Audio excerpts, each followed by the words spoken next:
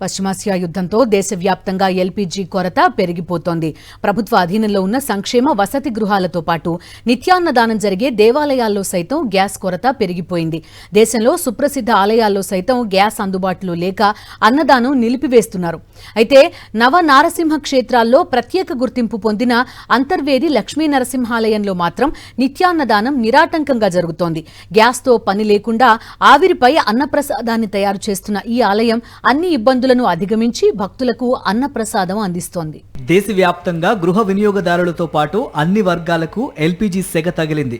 ముఖ్యంగా నిత్యాన్నదానం జరిగే ఆలయాల్లో ఈ కొరత మరింత పెరుగుతోంది.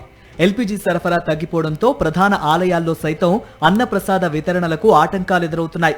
అయితే దేశంలో విశిష్టమైన నారసింహ క్షేత్రాల్లో ఒకటైన డాక్టర్ బిఆర్ అంబేద్కర్ కోనసీమ జిల్లాలోని అంతర్వేది లక్ష్మీ నరసింహస్వామి ఆలయంలో మాత్రం ఎల్పీజీ కొరత ఏమాత్రం కనిపించడం లేదు.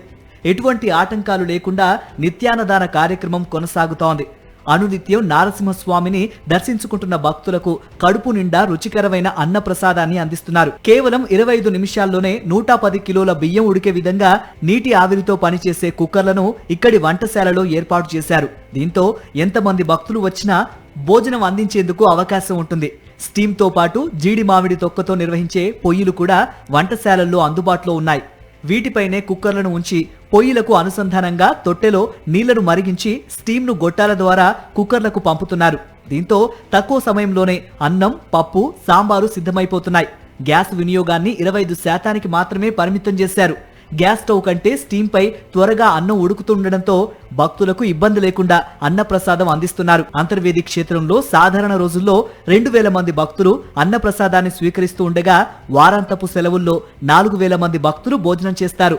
పర్వదినాల్లో అయితే ఈ సంఖ్య 10,000 వరకు ఉంటుంది. 26 కిలోల బియ్యం కట్ట 150 మంది భక్తులకు సరిపోతుంది. ఇదే లెక్కతో సాధారణ రోజుల్లో 10 నుంచి 15 కట్టలు, పర్వదినాల్లో 40 కట్టల వరకు బియ్యాన్ని వండుతున్నారు. దాదాపు 80% వంట స్టీమ్ పైనే నడుస్తుండగా అత్యవసరమైన సమయాల్లో ప్రత్యేక వంటలకు 1-2 సిలిండర్లు మాత్రమే వినియోగిస్తున్నారు. దీంతో ఎటువంటి ఆటంకాలు లేకుండా నిత్యాన్నదాన కార్యక్రమం కొనసాగుతోంది. జీడిపిక్కతో ఈ లడ్డు తయారు చేయడం, అన్నప్రసాదం తయారు చేయడం కూడా ఉపయోగిస్తాం. మాకు సమీప గ్రామంలో మోరి నుంచి ఈ జీడిపిక్కను కొనుగోలు చేసి వినియోగించడం, వంటచారి కింద వినియోగించడం జరుగుతుంది. ఎక్కువగా మాకు ఈ జీడిపిక్కని లడ్డు తయారీకి ఉపయోగిస్తాం. అలాగే ఒక సగం పాటు అన్నదానంలో అన్నప్రసాదం తయారు చేయడానికి ఉపయోగిస్తాం. మహానివేదనకి గ్యాస్ మాత్రమే ఉపయోగించడం జరుగుతుంది.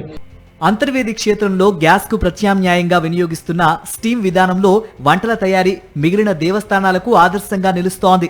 ప్రస్తుతం నెలకు దేవస్థానంలో 62 గ్యాస్ సిలిండర్లు అవసరమవుతున్నాయి.